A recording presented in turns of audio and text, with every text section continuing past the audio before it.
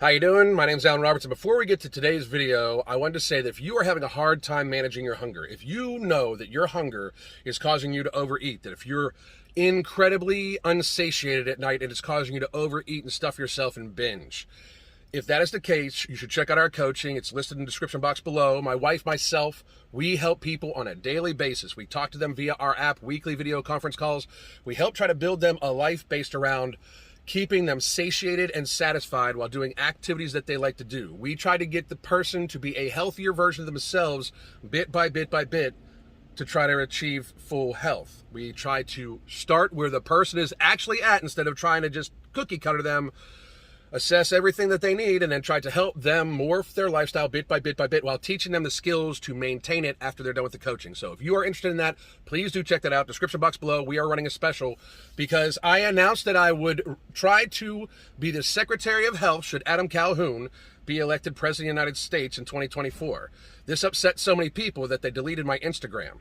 And that's no shit. They mass reported the video so much that they deleted my Instagram. Now, not that there wasn't already other things that had been marked on there, because people, like, if you try to tell them facts about health and stuff like that, they get extremely, extremely upset nowadays, and they would rather just bask in their food addiction and not be told that they're eating themselves to death, even though a flight of stairs whips their ass. So, if you do want to follow me on Instagram, it is the MFing COO. That is my backup now, main Instagram, because I don't believe they're going to give this one back. I'm on my third one now because people just get too hurt. They get too in their feelings when people are, actually presenting facts about obesity and death and how we close down due to obesity in large part. Like, think about that. We teetotaled society and muzzled children to protect obese people, according to the people that said we should do those things. That's reality. That's a fact. It's not even close to being subjective. It was spoken and said, and we know this. We know that the data for the pandemic, obesity makes it 10 times worse. So my first move as Secretary of Health, many of you I think believe that would be something directly associated with obesity. And while that will be probably number 2 on the list, the first thing I would do as health secretary is institute vitamin D supplementation to the entire population of the United States. Every person we would try to get 5,000 IUs daily of vitamin D to, because almost every person in the United States is vitamin D deficient. Even if you live in the southern states and you're not out in the sun that much, most obese people in Florida spend time in the air conditioning. Fact.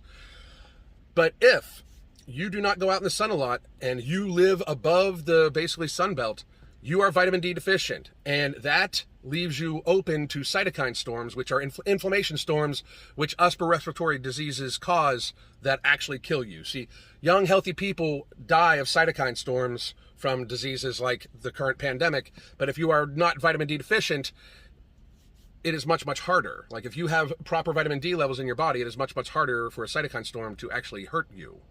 So we would get vitamin D out to as many American citizens as humanly possible, as quickly as possible. Now, I'm sure the first thing that everybody's going to ask for is, how can you pay for something like that? Well, seeing as it's how about 3 cents a person, $10 a year, for a person to supplement vitamin D in this way, we would pay for it plus massive amounts of excess by instilling a charge at drive-through or delivery services of 1 penny per 10 calories, paid for by the company and the person buying it. So if you go through a drive-through window and you order 3,000 calories worth of food, you are going to have a $3 charge extra, as well as the company. All that money goes towards supplementation for vitamin D. It goes towards education on childhood obesity. It goes towards school lunch programs to try to actually make school lunch programs a little healthier. Instead of having pizza be a food group and served to almost every high school kid in America for the last 10 years, it's ridiculous. We need to actually take a preventative healthcare approach in this country. I am not joking with you that if given the opportunity to become Secretary of Health, I would try to take the approach of preventative healthcare. I think we should have counseling given out like chiclets instead of pharmaceuticals giving out like chiclets for people to deal with their eating disorders, to deal with their stress, their anxiety. That is what I believe. I believe we should try to be the healthiest possible. If for any reason you stand for universal health care, you think that everybody should just have health care as a human right, which I don't even deny. I believe that there should be some base preventative level of health care that is completely taken care of. We cannot even come close to that discussion until a much larger portion of the population is not on death's door due to obesity and being overweight and eating highly palatable, sugar-laden foods. We cannot even begin to. The cost would be astronomical. Look what they're doing right now. Right now, our costs are skyrocketing per capita, per person. That means the more sickly people have, the more that everybody pays. And that is also going to have to be adjusted. Once we do get people to on the way to healthy, of course, as Secretary of Health, I would love to start saying that this is included in your citizenship as healthcare. This is included in your citizenship as healthcare. Cancer screenings, mammograms, pap smears, skin checks, normal things that you go to the doctor for to find out if they're okay, if like you're okay, as preventative measures. That should all be covered. Counseling, should you have an addiction, such as to food or alcohol or drugs, should be at the norm, meaning it should be the norm for almost everybody in society. When you have a massively sickly society, such as we have in America, because you motherfuckers are ill, for real. Any of you that think that you could have been consistently eating fast food and pizza every other day and be healthy, why do we have this societal lie? And then most of those same people are the same people that say we should have a better healthcare system. We would if you guys weren't straining it so much. Just being real.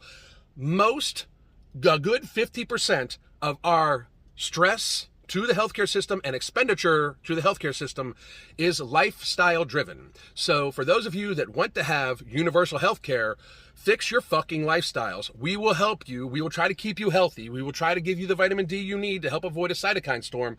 But for the other comorbidities that you have from your lifestyle, you are going to need to participate in your health. I know that sounds like a fucking crazy thing. Say, hey, maybe you should get your ass up and go walk for a while. Maybe you should not feed your kids Mountain Dew and sippy cups. Maybe you should actually think of sugary items like fried dough first thing in the morning as a problem, because that is like an alcoholic having a drink first thing in the morning before they go to work.